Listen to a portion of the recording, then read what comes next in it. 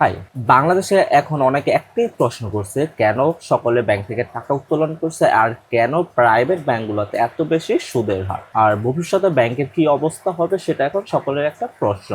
Bank মানে আমাদের কাছে একটা আস্থার জায়গা, এবং এখানে আমরা টাকা রাখি এবং নিজেদের সকল সম্পত্তির কাগজপত্র বলেন, দলিল বলেন, এবং কি গয়নাগাটি পর্যন্ত আমরা এখানে আমরা নিশ্চিন্তে এখানে রাখতে পারি। কিন্তু আজকাল দেখা যায় ব্যাংকগুলোতে, বিশেষ করে প্রাইভেট ব্যাংকগুলোতে সুদের হার সর্বোচ্চ। আপনি যদি একটা ঋণ নিতে যান সেক্ষেত্রে আপনার 13 বা 14% সুদের হার দিতে হয় টাকার উপর, আর যখন আপনি টাকা জমা দিতে চান সেক্ষেত্রে আপনার সুদের হারের পরিমাণ খুবই কম। এটা এখন দেখা যায়। কিন্তু এখন প্রশ্ন একটাই, কেন ব্যাংকগুলোতে এত অনিয়ম, এত জালিয়াতি এবং এত দুর্নীতি কেন? এর মূল কারণ হচ্ছে আপনার পলিটিক্স। কারণ এখন ব্যাংকগুলোতে এখন পলিটিক্স এর বিষয়গুলো ঢুকে গেছে। আপনি খেয়াল করে দেখবেন সরকারি ব্যাংকগুলোতে, বিশেষ করে এখান থেকে সরকার বা সরকারি যে দলীয় নেতাগুলো আছে তারা টাকা উত্তোলন করে এবং তারা সুদের হার দেয়। তারা যত টাকা উত্তোলন করে এত টাকা ঠিক মতো জমা দেয় না, আবার সুদ তো দূরে থাকে। বাংলাদেশের পলিটিক্স গুলো এখন ব্যাংকগুলোকে নিয়ন্ত্রণ করছে, বিশেষ করে সরকারি ব্যাংকগুলো।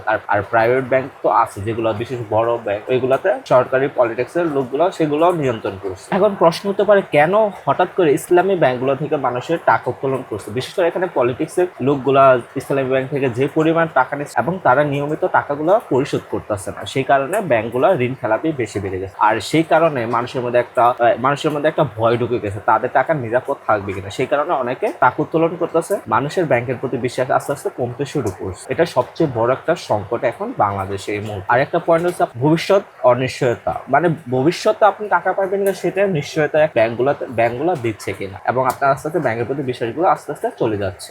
এখন প্রশ্ন হচ্ছে, কেন প্রাইভেট ব্যাংকগুলোতে সুদের হার এত বেশি? এর প্রথম কারণ হচ্ছে ব্যাংকগুলো নিজেদের সুদের হার বাড়িয়ে নিজেদের তহবিল জোগাড় করছে। এটাই হচ্ছে সবচেয়ে বড় পয়েন্ট। যদি ব্যাংক আমানত টানতে বেশি সুদ দেয় তাহলে মনে করেন আপনি ব্যাংক ঋণের ক্ষেত্রে বেশি সুদ দিতে হবে আপনার। আর যখন আপনার বাজারে একটা অনিশ্চয়তা হয়ে যায় তখন ব্যাংকগুলো কি করে, টাকা আদায়ের জন্য অতিরিক্ত চাপ দিয়ে থাকে জনগণকে, এবং সেক্ষেত্রে ঋণের পরিমাণটা আপনার বেড়ে যায়। এখন প্রশ্ন, সরকারি ব্যাংকগুলোর এইরকম অবস্থাকে, আমি তো শুরুতে বললাম সরকারি ব্যাংকগুলোতে রাজনৈতিক অস্থিরতার কারণে সরকারি ব্যাংকগুলোর এরকম অবস্থা। কারণ আপনার জাতীয় পলিটিক্স এর লোকগুলো আছে, এগুলো আপনার ব্যাংক থেকে ঋণ নিয়ে তারা তাদের ব্যবসা করে এবং সঠিক মতো ঋণের পরিশোধ করে না, এবং সুদ তো দূরে থাক, তারা আসল টাকায় দেয় না। এই কারণে সরকারি ব্যাংকগুলো আজকাল এরকম অবস্থা হচ্ছে। অদূর ভবিষ্যতে এটা হবে। দেখেন বাইরের দেশগুলো ব্যাংক নিয়ে এত সচেতন, কিন্তু বাংলাদেশে এরকম কোনো সচেতনই নাই ব্যাংকগুলোতে নিয়ে। আর এখন সবচেয়ে বড় একটা সমস্যা যারা ব্যবসায়ী এবং সৎ ব্যবসায়ী, কারণ তারা তাদের প্রয়োজন মতো টাকা পাচ্ছে না ব্যাংক থেকে, এবং তারা তাদের ব্যবসায় অগ্রসর করতে পারছে না, এবং তারা তাদের শ্রমিক যারা আছে তাদেরও বেতন দিতে পারছে না। এর মূল কারণ অবশ্যই সরকারকে এর নিয়ন্ত্রণ